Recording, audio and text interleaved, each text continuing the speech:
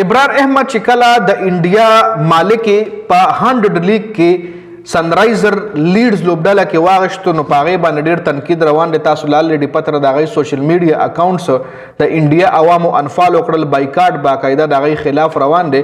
خو بل طرف ته د سنرایزر لیډز لوبډاله کما چې په 100 لیگ کې شرکت کوي نو د غي کوچ ډینیل ویټوري د ابرار احمد حواله سره خپل سټیټمنټ جاری کړی دی.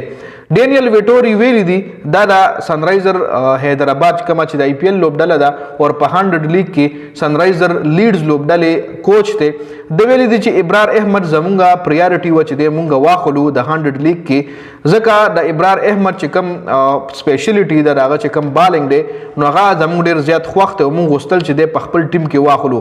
خو مونږ ته چې دا کم د سايننګ حواله سره س انسټرکشن نو ملو شوی چې تاسو د ماخله یعنی پاکستانی کډاریانو حواله سره مونږ ته مخکې نه صدا سه انسټرکشن نو ملو شوی.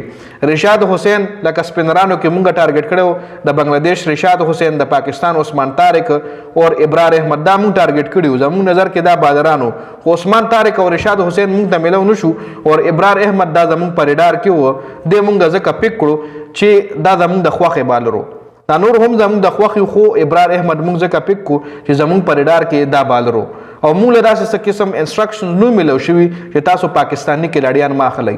موږ داسې هیڅ قسم داسې پابندي موږ نه ورغه شوی چې تاسو پاکستانی کډاریان نه ساين کوي.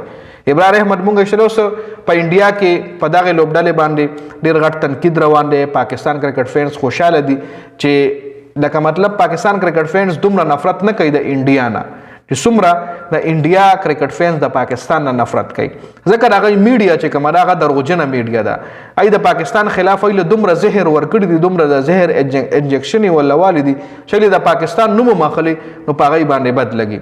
چونکه دا څه نه ده، دا غي چې کم جرنالست دي هغه به ایمان دي، هغه دروغ خبره د پاکستان خلاف خپل عوام لکه چې هیڅ قسم صداقت نه وي. د دروغ خبر جوړ کې چنن په بارډر باندې د پاکستان آرمي د انډیا آرمي وشتل د پلانې شهید کړي د ډنګړې وشتل د ډنګړې مردار کړي د داسې قسم خبري هغه کوي، خپل عوام چې کم دي د پاکستان خلاف کوي.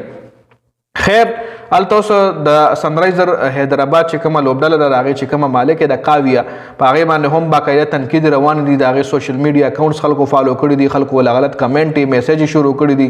خو بیا هم لا تر اوسه پورې هغه ابرار احمد د خپل لوبډاله نه دی وښ کې او د 100 لیگ د طرفي انګلند کرکټ بورډ ایله د انسټرکشن هم ورکړي دي چې کچري تاسو اوس ابرار احمد وډرا کوي د خپل سکواډ نه نو بیا په تاسو باندې پابندي یا غټ جرمانه هم لګې دي شي. ګورو بچ راتلونکي ټایم کې سکیږي.